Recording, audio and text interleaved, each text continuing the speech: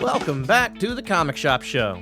I'm your host, Chris Brenneman, owner of Atlanta, Georgia's best comic store, Infinite Realities, comics, games, and more. We are barreling through the month of December with Hanukkah starting next week, and then week after that, Christmas is going to be here. Hope you're having a fantastic week. I want to thank everyone who has taken the time to listen to the Comic Shop Show. We're a month in, and the number of folks taking the time to download and listen to our little podcast is, well, it's humbling. And the folks who are sharing it, God bless you. Can't thank you enough for that. We've also been getting lots of messages about the podcast, lots of comments about the guests and interviews, which are always welcome. If you've got something you want to share, a thought about an episode, or a guest you want us to try and book, hit us up at infiniterealitiescomics@gmail.com. Speaking of guests, this week's was one I was beyond stoked to get. Kieron Gillen is one of the most prolific writers working in comics today with a diverse body of work. He's had runs with Marvel that have included Loki, Iron Man, Young Avengers, and The X-Men, and creator-owned books like Die, Phonogram, Uber, Once and Future, The Wicked and the Divine, and most recently, The Power Fantasy. Kieron's work is that perfect blend of mind-blowing high concept that manages to simultaneously be completely accessible. And what's more is he makes it look easy. He's also a former games journalist, having co-founded the very well-respected gaming site Rock Paper Shotgun. And not surprisingly, he's passionate about role-playing games. So much so that he created one of his very own based on and very much tied to his comic Die from Image Comics. We spent an hour chatting about his being a late bloomer as far as getting into comics go, his philosophy on power and the folks who have it, as well as the radical notion that anyone, yes, even you, has permission to create. So here you go, my interview with Kieron Gillen. Enjoy. Whoop, we're working. Well, that was exciting. That was a journey to sound, as Wow. the old DJs would put it. How you doing? I'm doing okay, man. How are things across the pond? Good. I feel like, honestly, I can't speak as if I've got not even echo. It's just mirroring what I'm saying. I literally can't speak. It just feels like my brain is breaking. No, I get it. Yeah. Well, I gotta tell you, this is one that was exciting when you said yes that you'd let us talk to you. You are that writer at our comic shop that is at the cross section of all of us who work there. Oh, thank you. Where you're appointment reading for every employee. Because a lot of times when new comics come out, we've all got our thing, right? And we'll meet and we'll talk about what we read. The only reason we talk about your stuff is because we're all excited to talk about what we all read that day. So congratulations on that. This little comic shop in Atlanta, Georgia. My pleasure. This is delightful. Honestly, it's definitely the alternative. It's better than the alternative. Right. So you've been rereading up to Power Fantasy again, and which made me go revisit a lot of your other works. I guess the first thing I want to ask about Power Fantasy was, I know this is a reaction to your stuff on X-Men. Was it something that you started sketching out while you were on X-Men, or was it a cathartic, I've put the period on my last X-Men script, now let's get to this, to processing that? Yeah. Sketching out's a strong word. Basically, it's one of those things like, quite a lot of my projects have been like born in whatever I was doing previously, in terms of like, okay, that's an angle that is entirely not possible in this project. Mm-hmm. Not in a bad way, just sort of kind of, it wouldn't fit here. And so there was like some point in the middle of my Immortal run, I had the kind of like, oh, these people couldn't fight. And suddenly, and that's interesting. Like the idea of suddenly you get this kind of entire setup around what will people do to avoid doing the thing most comics do. Right. You know what I mean? And that was like, oh no, there's something there. So it was at least chewing on since that point. And it took me a while to sort of decide that I was actually going to do it. It's before Casper came on board. So it's like, I was okay, what's the artist? Because the artist changes any project. Sure. Like stories just don't exist. And it was that kind of, and I was thinking about various people I'm approaching, and they would have given a very, very different book. If you got someone like, Jason Burrows, here's somebody I thought about asking, but he was off doing something else as well. But Jason was, very clean line, very methodical, very, it would have gone much more realpolitik. And with Casper, who's like, very, very pop cultural, very like style switchy, starts being about the culture, starts being about those kind of aspects, and that changes the shape of the book. So like, I always had the idea, the social drama between these people who just can't fight, and the rest kind of built from there. So yeah, it's kind of like I was definitely it was well in progress by the end of it. Certainly, we came out a couple of months later, I believe. So like it was that kind of I was heading that way certainly. If Casper hadn't been available, would it have been something you would have pursued with somebody else, or would you have waited? Nah, I think it's like it felt. I mean, like any other writer, you've always got ideas. Because that kind of like if Casper's something else to do, I would have found something else. It would have been a different book. And it's kind of like you think about those alternate timelines, and you can't overthink them because the second someone says yes, the book changes. You don't have your own Moira McTaggart to reset with. Oh no, I'm such a perfectionist that would entirely be the end of me. In that kind of like, oh no, I'm going to destroy the universe again just because I got a typo. Like no good will happen there, Chris. At all. But this is a theme that you work with in a lot of your creator-owned stuff. Is just big powers that mirror, mainstream superhero stuff. But Uber, you dealt with this. You're dealing with it in power fantasy to a degree in Wick Div. What draws you to this theme? I find power profoundly disturbing. How it can be misused, how it can be used. Can it be used correctly? I mean, I guess it's kind of right at the heart of the power fantasy is the idea of humans' understanding of power breaks down once you pass a certain threshold. Mm-hmm. It's one of those kind of like almost all these characters are based around a philosophy and a way of approaching power, and all of them to different degrees are being shown to be inadequate to the problem they are facing. I mean, it's kind of a very logical expansion to the power fantasy of no, humans should be able to destroy the Earth, and we have humans who can destroy the Earth in the real world. That's literally what. So it's one of these kind of like it's very much floating around the idea this just isn't the way we're wired. We're this sort of chimp who's got the ability to destroy the world. That can't end well. But so like that's on the higher level. On a more personal level, it's like how do you use what you have around and not hurt the people around you, and how do you what's the best way to live? Because that's kind of what most of my stuff's about. Right. I mean, most of my stuff tends to be started about really bad people, or these people living in bad faith, moving either away from that, and they're normally the villains, or towards a moment of like dealing with their nonsense and transcendence. Like I was raised Catholic, so there's a lot of that kind of stuff in me. You can see that in Wick Div. Mm-hmm. I mean, if you ever got to the end of Uber, people would see that in terms of this long, like especially the villains on Uber. Exactly how far down the hole they are and when they are and what that happens to them and why they do their sort of things. I mean, this is all my work kind of floats around. It's like there's a frustration in terms of like being good's easy.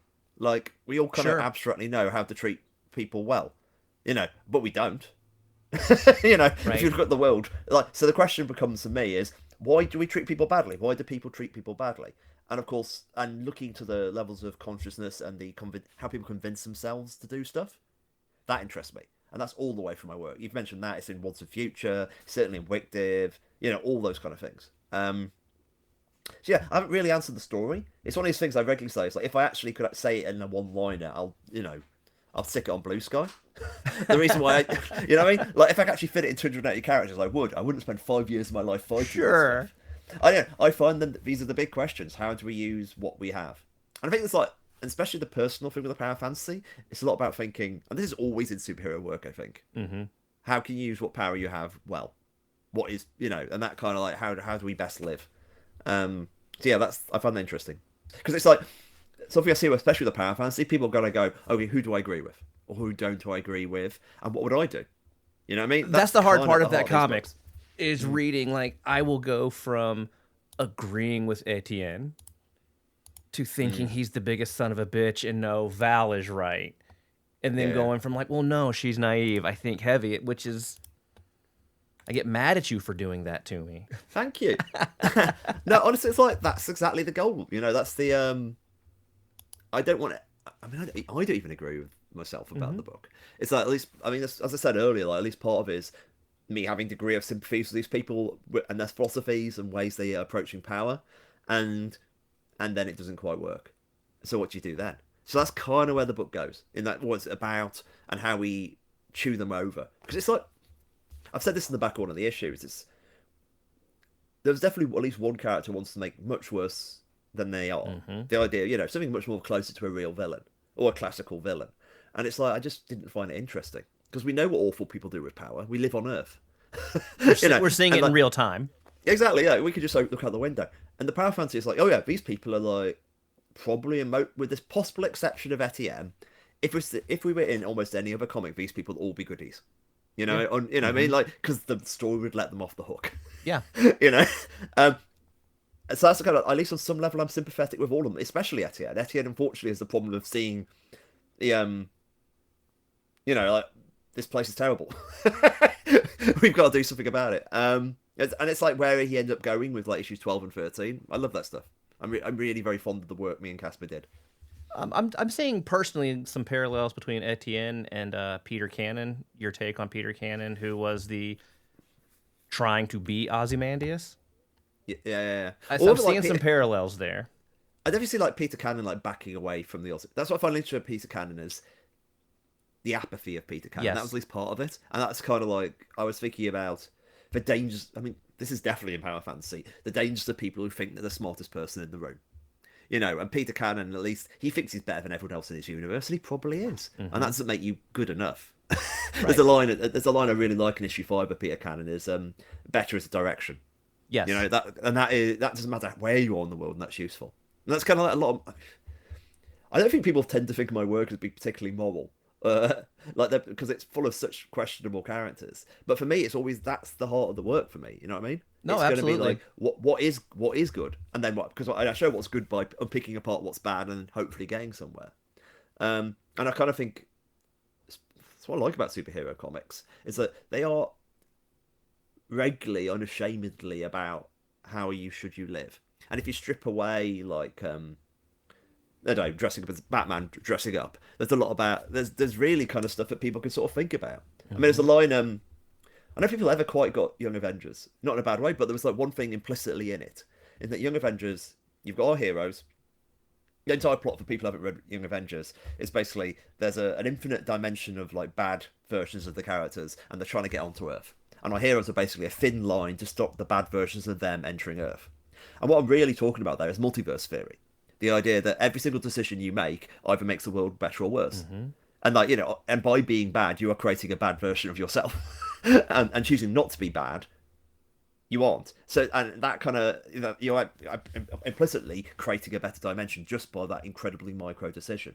And one of those things said in issue 1, I think, it's like, be a superhero, save the Earth. And it was kind of repositioning the idea of every single decision you make as a superheroic decision. And that's what Young Avengers is about, the idea of saving the universe from yourself, because that's at least one thing you can do. Yeah. But that's an example. Like, you know what I mean? Like, also, I find it fascinating, Chris. Well, you mentioned your Catholic upbringing. I'm also a product of Catholic upbringing. And a lot of what you're describing is that idea that's beaten into us is that merit counts. Acts count. What does that mean? It's definitely, I tend to be really, I don't know about you, but I tend to be really hard on myself. There's definitely one of these bits, like, I think that's one of the bits where all my characters, there's a sort of loathing on a lot of my characters, and that's obviously a Catholic thing. But I kind of do look at my larger state of thing and think I'm not that bad on the larger scale of things. But I still have a higher standard than I'm capable of living up to. Which I don't, part of me thinks that's not a bad thing. My therapist would, I could talk about for a significant length of time. We were talking about the parallels between the bad people in comics and bad people in the real world, and it just does seem like we're seeing a rejection of doing the right thing. We're seeing a rejection of empathy. This is one of the bits that makes me feel strikingly naive, is that when I started Uber, at least it was kind of born of, I think people have forgotten why Nazis are bad guys. Or rather, like, people have forgotten the real horror of what Nazis are, and how people fell down that hole, and all those kind of things. So I kind of was trying to do a book to sort of remind people why people were scared of Nazis, how people fall into the space, all those kind of things. And it's like, that's not something I think anyone's thinking in 2025. I think we might have remembered why Nazis are bad. Yeah. But like, that was certainly the goal with Uber. I definitely wish I'd finished it earlier in that way. Just, c'est la vie. Yeah, what's going on with Avatar? Have you heard? They haven't published anything in a long while, but I haven't heard anything going on with them. Yeah, I chat to William occasionally. I drop him a line, see how things are. There's a variety of things tied up. And I can't really talk about the specifics of it. And I've certainly pitched him occasional things. Hey, we could, if we wanted to finish Uber, we could do it this way. So there's definitely a kind of like, but it requires a level of brain space to make it happen that we don't have at the moment. But I've written the last 4 issues of Uber. It's like I've got a draft of the whole thing. It exists. So it's like if it ever does happen, like, it's there. and I'm pretty committed to wanting it to happen because I wrote it. Sure. And it's incredibly frustrating in terms of it's like 47 issues in. Well, Like literally, the whole thing would be 51 issues. That's the joint longest thing I've ever done in my life. So it's abstractly weird. Something that 100% is like so nearly done and so nearly my joint largest work, just not there. Anyway, like fingers crossed. well, it's fun. I like getting people at the shop into it without telling them. I always remember. Sorry, I stopped. I remember like Fraction, who I was writing at the same time. It was coming out properly at the first when I was writing Young Avengers, and I remember Fraction sort of noting like you're writing these two books at once and it's berserk. You know what I mean? Like, and it is if you just look at Uber and Young Avengers, the brain schism that was going on to write this very materialistic kind of war book versus this very impressionistic, optimistic teen book. But that's one of the joys of actual comics is you can do both. The idea that you have these individual units of story, and you go, this is one is this, and I'm doing that. And if all my stories were the same, like I wouldn't be able to do it. I couldn't do like 4 books like Uber or 4 books like Young Avengers. I have to mix it up a bit. Do you have any kind of ritual you do when you're writing 2 separate books like that are so very different? Do you have like I'm gonna go for a walk after I've scripted, or I'm gonna go take a shower now? Yeah, don't cross the streams is my kind of main one. In that, I generally am organised and working ahead enough that I can say, okay, this week I'm working on Uber, and then by Friday an Uber script will be finished, and I can go away for the weekend and do something because I plan to keep weekends free. Like the reason why I plan is multiple-fold: 1, to avoid burning out, but 2, Sure. so you do have a sprint. Like if I need a weekend, I can work weekends. If I plan to work weekends, I can't get an extra. I can't work weekends. You know what I mean? Like I know you've got to exactly have what a you bit mean. of give. You know what I mean? So basically, you have the weekend to reset. So okay, finish Uber, go away for the weekend, reset, come back on Monday, Young Avengers. Oh, That's so normally the way it works. it is Like, not Monday morning Uber, Monday afternoon Young Avengers. It is dedicating entire brain space to one thing. yeah. I mean, in terms of generative work, I don't do it any other way. As in, like, I definitely have writers, and especially including myself occasionally, when you have to. I mean, this is the horror show. You hear people who are basically doing 5 books, and they've got behind, so they've basically got to get 5 pages for an artist. They do that on Monday, then they've got to do another artist on Tuesday, another artist Wednesday, another artist Thursday, and then like the week's over and they're back to artist 1 because they've now done their 5 pages. You know what I mean? I know what you and mean. that's a really hard hole to get out of, and I've never been that deep in the hole. The difference, well, I say generative work. It's a difference between I'm sitting and writing new script pages and editing, or like proofing notes. So I might do 5 new pages for Young Avengers in the morning, and maybe there's some like an essay or some lettering notes, and I might do that for Uber in the afternoon or like something else. But that's broadly the way I think about it. Try to create space for stuff, and also I'm slower now. I'm older, and therefore I have other distractions and things on my time. When did you fall in love with comics? Like, what was the moment in the medium where you were like, "This is magical. This is Like, art." I'm relatively late. It's like that's one of the things that I read comics as a kid, but not like read intensely.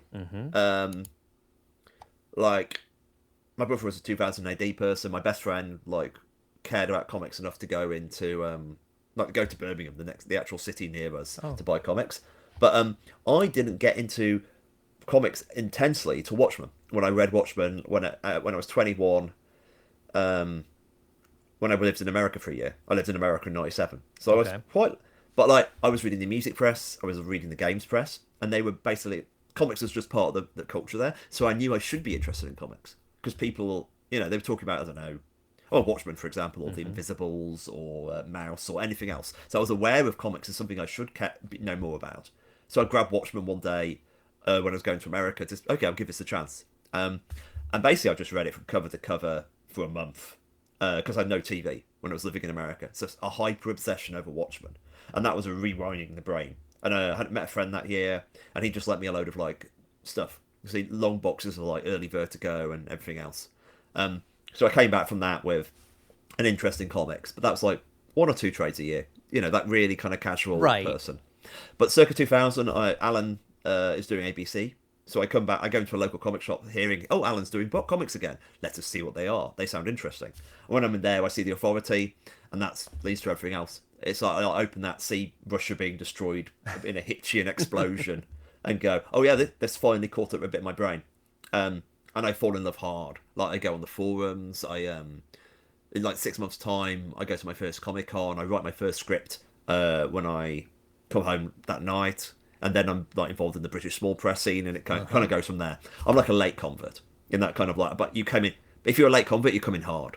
There's a quite. I think about. I mentioned the Catholic thing. Yep. I'm aware that no one really believes like a. If you see somebody who's converted as an adult into Catholicism, they've got a very different vibe to people being brought up in it. Absolutely. No one is as zealous as a new Catholic. Exactly. So I've got that kind of like I mentioned Fraction, like some like fractions of life, sort of like Brubaker. People who really have been in the medium forever and they have a deep ingrained knowledge. I just don't have. I have a level of enthusiasm and obsession, but like I'm also got the kind of knowing I don't have it. I'm not. I've got to, but I get a certain like. I question things. I think I question things that other people might assume. You know what I mean? Like just because I don't, because I'm very used to other media. I kind of take my knowledge of music, I make knowledge of games and other stuff or my knowledge of magazines, and think about comics through that lens. So yeah, I hope it gets, because I mean I've done alright. I can't complain. But yeah, it was like Watchmen was the thing that rewired me. But that from discovering like Authority, Planetary, Transmet like in 3 weeks. Yeah. Oh my god. That's every week I went back to the shop and got an a new one. amazing education. Yeah, and then that led to the forums, like specifically the WEF, which obviously feels very different now. But like I went there and there was so much talk about comics, so I discovered things like I don't know, like Chris Ware, Jessica Abel's Art Babe comics, Stray Bullets, like Meta Barons, Finder, like Blue Monday, all that Only period. So basically I go in hard, and of course it's like the metaphor I always use is like imagine being mid-20s and discovering music exists, and you're like. Wild. And there's like 100 years of pop music you can buy, and they've got these shops entirely full of this stuff. And you're 25 years old, and you don't know any of this. And that was me. I discovered, I knew comics existed, but then I discovered there's something I can really get into, and just dial on what you like, what you don't. And there's still so much stuff I just have never read. There's whole big areas where I'm very weak, but it's exciting to discover them. It's good stuff. I think it's wild that your big introductions though were both reactionary comics, and Watchmen and Authority. They're both responding to specific things happening in the medium. That's interesting to me. I have a theory, that because obviously I said I read some comics, so I read like Zenith. Yeah. So I'm like, the British comics I'm very aware of. I have a theory that we're so far past the revisionist comics that I don't think the word revisionist makes sense, because all comics are in response to something. Yep. But but at the same time, they could be someone's first comic. So in other words, you got to this point where someone's first comic is The Boys, whilst someone's first comic was The Boys. It's obviously a commentary and a satire of superhero comics, but it's also them just thinking how superhero comics are done. And that's the thing, is like me coming into with Watchmen, it was. Yes, it's all like commentary, but it's also a serious adult story about these costume people done in a formalist way. You know what I mean? Like, yeah. I sometimes think the more we know about a medium, and the more you see the references, the more you think the references is the whole thing. That's actually, I would 100% agree, like that these are commentary, but they're also things in and of themselves, as in like what they're 100%. doing. Yeah. Which I find interesting. I find that push and pull between. We're all lenses. We're a lens, we see ourselves through the work. And as we change and grow, that lens alters. There's a great quote by Wilde I think of all the time. All criticism is autobiography. That's a paraphrase, I stress. And that's a really, like, for me, it's a very key thing, because it's like, when someone tells you about their feelings about a work, to a lesser or great degree, they're talking about where they are, where they've come through, except, that kind of thing. And that's human. That's as human as it gets. I know that you co-founded Rock Paper Shotgun, which was one of my absolute destination. Thank you. Websites. How long were you maintaining the gaming journalism into your journey into comics? The real answer to that, or the safe answer, is I officially quote unquote left games journalism in 2010 on my 35th birthday, Half-Life. So halfway through my life, I left games journalism, and because I wanted a kind of clean before and after. But in reality, Rubritannia, the first Phonogram, was 2006. I was a freelance journalist by then, so I was basically alternating between my, writing for money for games and occasionally doing comics. But the fact it was freelance meant that I got to a point where my comic work was earning me more money than my games work, and then it became like I had to switch my brain. Like I'm no longer like a games journalist who occasionally does comics. I'm a comic writer who occasionally does journalism. And it's one of those bits where I definitely know writers who come from other places look at comics and think they're so underpaid, and they're not wrong. But like, I come from games journalism. I was always kind of like, oh my god, this is so much money. Even like, you know what I mean? Like, so I. Sorry, that makes me sound like incredibly weird, but yes. Rewind a bit. But I was always a games journalist from like 2000. That was kind of when I got into stuff like Transmet. I was working as a journalist then. So it was a full decade, really. Like if you go from even now I occasionally write about games, like because I can't help myself. Sure. Like mainly role playing games at the moment, but like I'm somebody who likes talking about what I love, and like I was pretty good about talking about games. In terms of like specifically Rock Paper Shotgun, my friend Jim Rosignol, who is head of the games company Big Robot, like very good friend. He saw the space in the market for a good PC games blog because no one was really doing it. We were in an interesting place where all the first generation PC games blogs had become multi-format. Mm-hmm. Yep. And the PC Gamer blog at the time wasn't very good. So it's one of these kind of like, there's a commercial hole here, and we could be good at it. And it was quite frustrating for me because I was kind of heading towards comics. So we had to do several years of work before Rock Paper Shotgun made any significant money. And by that point, I was out the door. By around 2010, you know what I mean? 2010 was basically when we could afford to hire people. So, to be entirely candid, I earned a lot of money off Rock Paper Shotgun after I left because I was a co-owner. But like those early years, I was aware that I want to be writing comics. I'm having to do games journalism because I want to be part of this thing. And in reality, it worked out really well. Rock Paper Shotgun's still around, and it's really nice to have like people. I don't know anyone in RPS now, and it's really nice to be aware that the this sort of forum me and my friends made from out of string, basically. We our reputation and string is basically what that site was made of, and it exists. So yeah, I'm really proud. I'm really proud of all that stuff. I've had a look. I'm very happy with my career, and that kind of like it's weird to look back and basically say, oh yeah, I was a pretty well thought of games journalist for like 15 years, and then I stopped doing that and became a comic writer, and people seem to quite like me at that. You know what I mean? Like, yeah. I've had two pretty credible careers. Doing pretty well. Weird. Thank you. Like, I just feel like I've sort of found a cheat mode, and I'm waiting for the other shoe to drop. So you read Transmetropolitan while you were actively working as a journalist. I used to be a journalist as well, and Transmet was transformative for me. What was that like, working as a journalist and being turned on to that comic? It's the power fantasy, isn't it? You know what I mean? Really was. It's like you look at it and go, it's not all. I was a Hunter S. Thompson fan. I read a lot of games journalism. No, sorry, a lot of like 70s music journalism and culture journalism. So all the Gonzo stuff I love. But it's just this fierce, berserk little book. Yeah. Like I said, obviously with everything that's happened with Warren, hard to look at now. But like, but like, it's also an undeniable bit. I had a page of Transmet. They had those kind of the excerpts from the I Hate It Here column special. I had a page of that about with it was a biblical beating with Spider Jerusalem having clubbed someone to death with a baseball bat, and that was the image.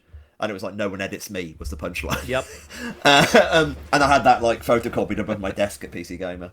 It's like, I was in my 20s and I had a lot of ego. I feel like that's part and parcel to being in your 20s, is having a lot of ego. Yeah. I think also I turned 50 this year. I think about it a lot in terms. I bet. I look back at this.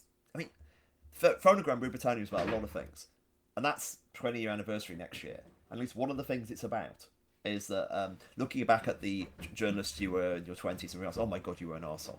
Like, or rather, you were aware you were being an arsehole, and you thought being an arsehole was an aesthetic that was acceptable. You know what I mean? Like, and hated that. So I've been with my wife since high school, and I am very much in my 20s thinking that being an asshole was an aesthetic, and I am just so pleased she stayed with me through that phase. I think like me and Chrissy, we met like in our 20s. So my wife, Chrissy, we met in our 20s. And it's like, but we were all not great. I'm 46. And I look back. I'm in a phase of looking back at my 20s and trying to rationalize the person I am. It sounds like you're in a very similar place. Yeah, it's like, what is you know what I mean? Like, I think about this, and it's like when old people say to young people, "Oh, you'll change your mind as you get older. You'll get perspective." Now that's the most infuriating thing in the world. Like, and it made me sort of realize, like, I don't think people explain what they mean by when they say that, including myself now, because when perspective isn't saying that person was wrong when they were younger. Perspective is the realization you have been different people at different times and space, and by remembering what each one of those positions were, you can triangulate truths from different angles. That's what, for me, perspective means. The idea that I've seen something and I've seen multiple routes around it, and that makes me less certain to choose any one of them. As in, like, there's definitely other ways you can go. Like, there's certainly people get their minds more closed as they get older. But for me, it's like, I used to be angry a lot, and certain, and now I'm less certain and sad. And that's my basic, like, I kind of, are you sure, is one of the things I think is a lot of my work, in terms of, like, certainty worries me in lots of ways. I think, I mean, and it's tricky because I'm like, my politics are pretty, like, left, shall we say, but certainty always worries me in every single way, because it's like, the problem with certainty is eventually you're going to be wrong. Like, I've seen people my age and slightly old, some of my hero figures, their politics have gone questionable, and that's because they've never admitted they were wrong once in their life. And that used to be very appealing when they were in their 20s, and now I look back and think it was just a time bomb. Right. I don't want to name anyone. What separates it from being a time bomb and being where you are looking back? I don't know. It's what if it's like, and I might just be wrong. That's the only thing, is like, I find uncertainty a useful thing to protect me from the worst excesses of myself, and that kind of, like, you're sure, and like, and if I mean, I think the danger is the opposite. It's the paralysis of it. Like, uncertainty is a paralysis maker, and you've got to just keep an eye on that as well. I know. I remember something Moore said, in terms of, like, writing is a career that can make you a better person, which of course sounds fairly aggrandizing, but what he actually meant is, specifically, as you're sitting and thinking about stuff, you're trying to empathise with people, you're genuinely sitting and thinking, what would that person feel like? And being a good writer is about the empathy engine. The idea of, like, I'm really trying to, and I can't not try to put myself in people, even the worst people. And I don't like putting in the worst people. And that kind of does change you. Like, if you spend so much of your head chasing these people, so much of your life in your head chasing these voices around, that's going to change you. Maybe not for the best. I mean, writers aren't great. But I haven't started believing in magic yet. I do believe in Magic, the card game. I've seen that played. Sure. It's a thing. Yeah. Do you play Magic?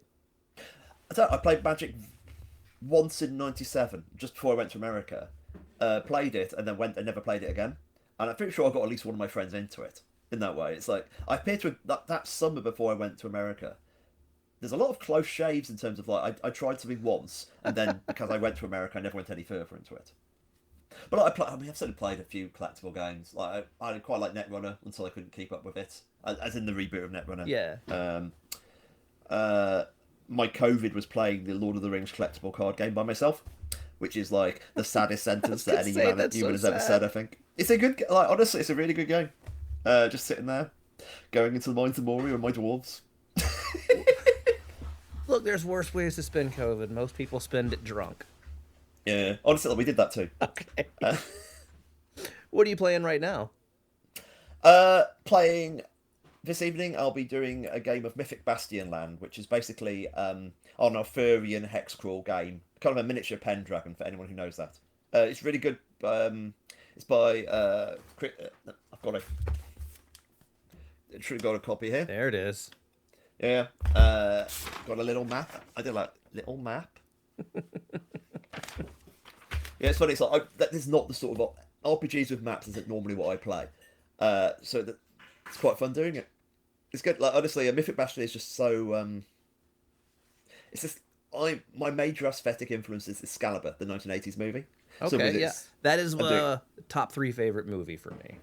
It's a banger. Like, honestly, it's like, and it's so much. I don't know about you. When I was a kid, when I watched Excalibur, I presumed that it came out and then Monty Python's Holy Grail was a parody of it. I thought Monty Python was a parody. Absolutely. Yeah, specifically because I thought, who on earth would release Excalibur after the Holy Grail? Exactly. I just What? assumed that it had to have been first.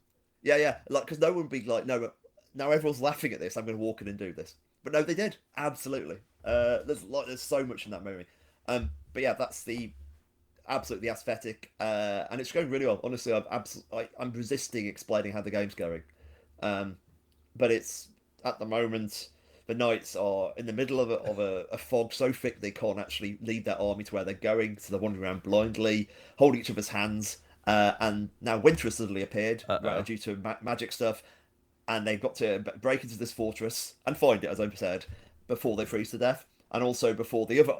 So yeah, it's gonna be great. I have no idea. Oh, and the Hydra might turn up any minute. Oh, perfect. And what could possibly go wrong? Anything could go wrong. Isn't it wild? You and I grew up in that era where you kind of had to hide that you were into this stuff if you wanted any kind of social cash, but now the cool kids are playing it. It's like Everybody's playing it. It's like this is actually part of Die. I mean, to slide into the other, like Die is playing games with the satanic panic imagery, which of course is stuff we grew up in. The idea of like this stuff is both underground, but also like being cracked down upon by the force powers that be. More in America than the UK, but certainly there. And the fact our quote unquote our stuff won the cultural war means I think we can play with those demons a bit more. You know what I mean? Also, we can be a bit harder on ourselves. Yeah, absolutely. Yeah. It's strange to think. It's funny, like I just remember, like even at '97, I was playing role playing games in America. Me and the guy who did this thing playing together, we used to go involved playing, in that kind of would rather admit to mutilating rodents than that we're going to go and pretend to be a nice dwarf for an afternoon. What's your play style? Are you a stick with the adventure? Are you a let's go to the edge of the sandbox kind of guy? Like I mainly GM, like, and I mean that's not quite true. Like the group I play with at the moment regularly are all also all permanent GMs, so we kind of a rotating thing. I'm pretty compliant to a game, by which I mean that I play a lot of different games. We play short campaigns. I'm quite like Blaze in the Dark, that kind of, all that kind of. The previous game was The Between, which is like a Penny Dreadful game. Oh, cool. Which is really good, operatic, emotional, messy, and I'm pretty adaptive to the system we're playing. Like I'm interested in, okay, this is a game about this with mechanics for this kind of thing. I'll lean into it, because I kind of want to see the game do its best what it's doing. Right. And I don't often play against type. In other words, like breaking games don't interest me. And the problem comes if I have misread what the game is trying to do. If broadly, if I play, the three classic types of my characters are one kind of like the one that's more like my characters in the comics, like very smart, mouthy, talkative, manipulative characters.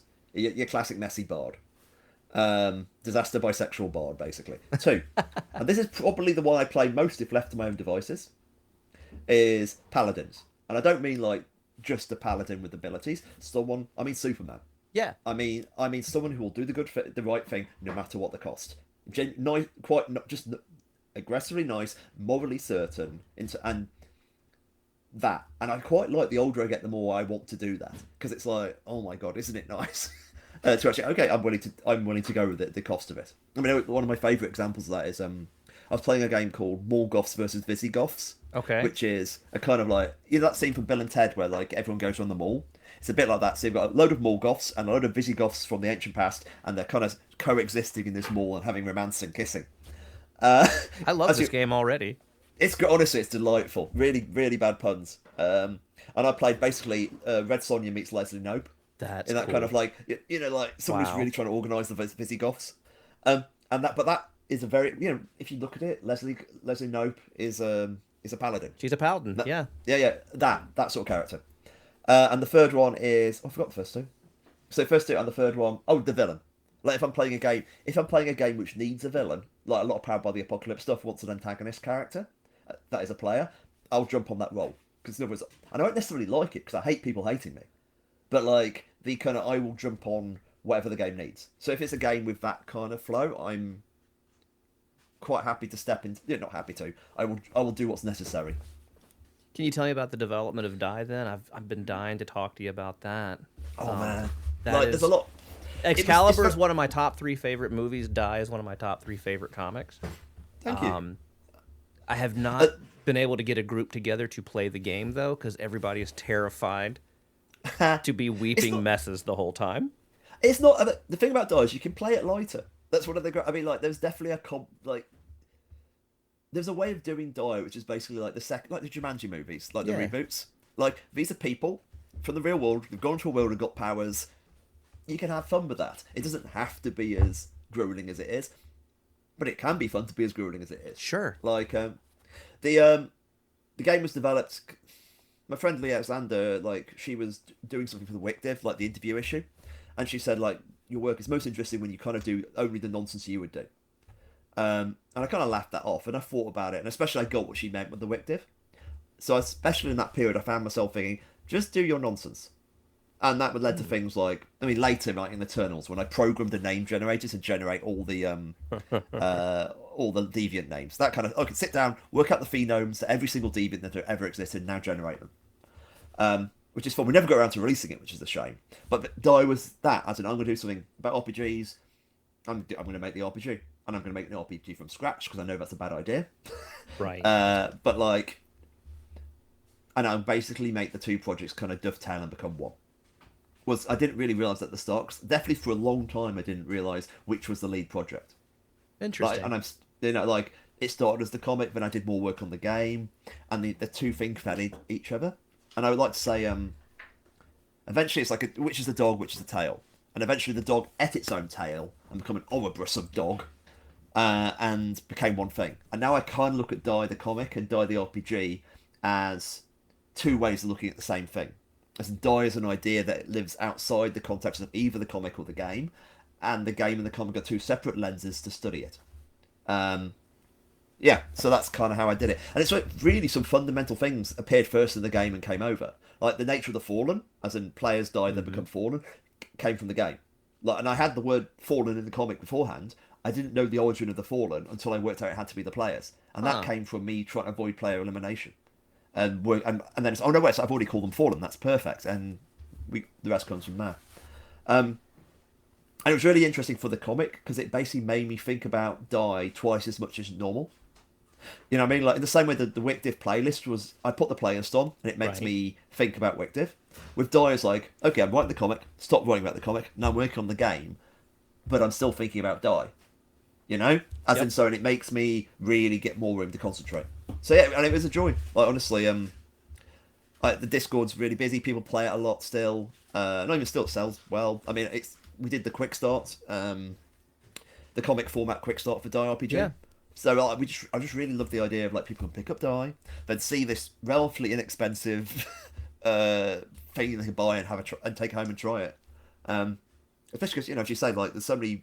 I can show you my game shelf. There's so many games I've never got to table. So giving it in a format which isn't like, oh my god, I've spent £50 on a game and I'm not going to play it. That was quite appealing, you know. It's very user friendly too, by the way. It's an easy hand sell at the store as well for people who want a different experience than D&D. Thanks. And even people who are afraid to take the plunge into D&D but want to give that experience a try. Die is a very easy one, I think, because of the meta aspects. The rule system is easy. It doesn't come with 50 years of baggage. Yeah, it's definitely my entire favourite goal. Die was like, let's make it a beautiful single volume. Like, yeah, the supplements are great, but like, this kind of gives you what you need. As you say, I wanted it accessible. I was aware that I'd like a load of pretentious ideas. Surprise, surprise. But like, I wanted the, you know, the core system was like, what is a sort of classic fantasy game system that I could bear to run? Mm-hmm. Like, that's the kind of like, but also with enough little bits and pieces that might be relevant.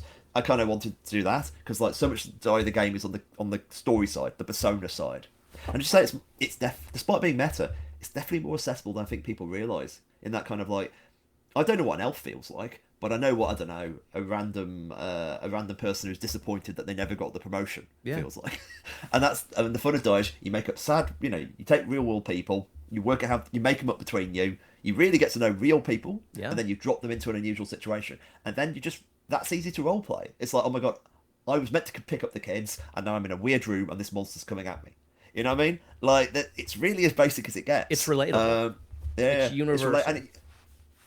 What about one of my favourite things, and this is in Die Loaded, this is especially in the book, is that playing Die and playing someone who doesn't know anything about RPGs is really fun. You know what I mean? Like, Oh yeah. and that's a great challenge for somebody. Obviously, yeah, that's good for somebody who doesn't know about RPGs, because then they can just play their own confusion becomes the game. But it's also fun for somebody who does know about RPGs, in that kind of like pretending not to know what you know. It's really cool that Is a you've made giggle. both of those experience a mechanic of the game. Yeah. I was like, there's something. What I love about RPGs, like I write little ones as well. I do other ones. I'm working on other bits and pieces. Is that you are creating a context to allow people to personalize and make their own. Alex Roberts, the designer of the amazing game for the Queen, I was interviewed her in the back of Die, and she did a quote which I'm going to paraphrase badly, in that culture tends to make us think that, you know, it sells us the idea that creativity is something done by this special class of people, you know, that it's something that's handed down to you, whilst games are specifically like kick against that. Games sort of say that you have all the stories in the world right now, and that can be created between you and a small group of friends. Get them together, and you can create whole worlds. As you know, that there's something really punk rock about role-playing games, which I find very appealing. And that's kind of like, if you're going through most of my work, either in comics and in games, there's a kind of an egalitarian do-it-yourself aspect to it, in terms of there's a call to action. I said, you can do this. I want you to do this. I want you to get involved and think about yourself different, and create. Because one of the great joys of, like, I hate the phrase being a creative, but like doing stuff makes you feel better about yourself and the world, and you feel like an active participant. And creativity is just a good thing for you. And it's the upsetting thing about a lot of the AI conversation is it kind of is reducing art to consumerism, and the idea that you press, you know, draw me a picture of a robot. That's not being an artist. That's being a commissioning editor. Yeah. That's the product. And being an artist is about the process and your experience and yada yada yada. And it's a shame, because like art isn't for that. No. You know, art is for a lot. Art isn't just for that anyway. Art at the core is something really sacred we get to do as humans. Anyway, I've turned into a hippie. No, that's fine. Where does your belief in other people being able to do this come from? I just think it's true around. You see it. I mean, you see it in games. In that kind of like, I might have too much faith in people, and it's like you can't. I might have too much faith in people, but you don't even have to be good. It's this is the classic Riot Girl idea that, you know, it's better for you to be.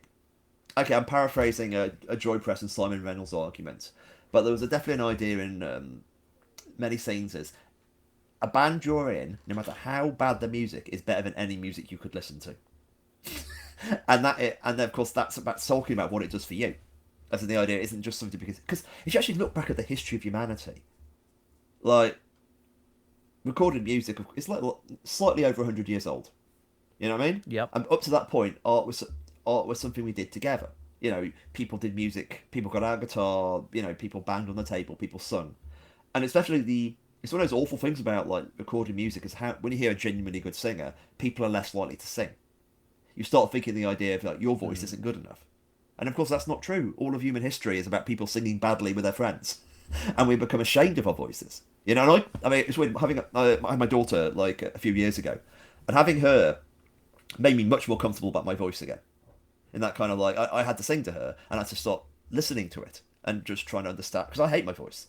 But and I start to love it a bit in terms of this is something my body does, right? You know, and I'm not Mariah Carey, you know, I'm never going to be like a singer, but like knowing what my body can do and doing the best I can with it is good, you know, and made me feel better in my life. And that's a good example of like, I'm not a singer, but like me singing still made me, and that's how I feel about creativity broadly.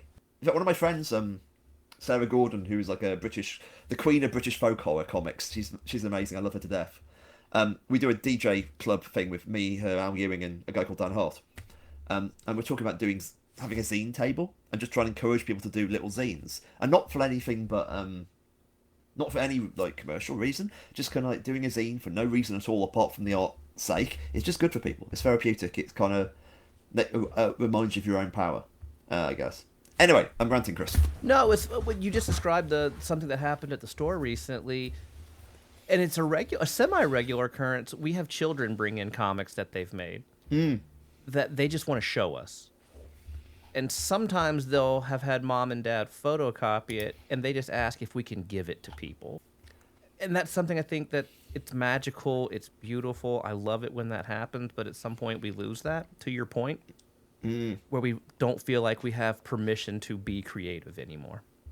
And I It's think definitely like, yeah. no, I think it's really it's amazing that when a prolific creator is giving people that permission that they didn't really need to begin with. I hope so. I mean, like, it's incredibly arrogant. There's part of me thinks it's really arrogant to say that, but I'm aware that there's just saying it is useful for some people. It's like whenever I'm actually in a class full of kids, like I'm rarely in a class. I rarely teach children, but like I haven't done it for a very long time now. I think about it, but at least part of what I did was making people aware it's an option. I was working as a journalist. I got my first freelance before I even thought about the idea I could become a writer. So I was earning money as a writer before I thought that I could allow myself to become a writer. Mm-hmm. You know what I mean? And that's because my family are builders. I worked building sites when I was younger. I'm aware of like what life is, and that's not something that you don't go into a careers class and they say, "Yeah, Kieron, you could maybe go write comics," and I'll go, "I don't know anything about comics." You will eventually. So that's one side, and the other side is just naturally what creativity is good for people, in lots of small ways. Well, my 11-year-old found out last night that alligator wrestling was an option, so he's decided he's going to do that. That's a great option. When I was 11, I wanted to be Prime Minister briefly, but then I decided no, I didn't want anyone to hate me. And then I would decide to be a fireman. It is fantastic looking back. I think I was going to be a garbage man. That was because you get to ride on ride on the back, stand on the back of a truck. Yeah, throw stuff around. I was our trash was picked up today, and I was looking in the back at the sort of sea of glass bottles, and I was thinking, and that genuinely made me start thinking about how much drinking is that? That kind of like, and there's something really like prophetic almost, like of like I'm imagining a sort of garbage mancer. The idea of like if you look in the guts of a goat, you see the future. Yeah, like looking in the guts of the city is basically being a trash. You know what I mean? I'm surprised that hasn't been done yet. It seems so obvious. That feels like a functional idea. I'm gonna, if that turns up in a comic, everyone heard it first. Well, there you go, right here. Kieron, listen, man, thank you so much for taking the time to talk to our comic shop. This has been fantastic. It's been great. Honestly, like, it's been really nice to talk to you. I've been waxing philosophical, so everyone forgive me. And I apologise for my accent. I speak very quickly in a language that most people don't heard. That's okay. Listen, man, thank you so much. If you're ever in the States, man, come by and see us. I haven't been for a while, but I would love to be over there at some point. And there's definitely whole areas I haven't been to, yeah. Well, if you ever get here, come see us. I appreciate you.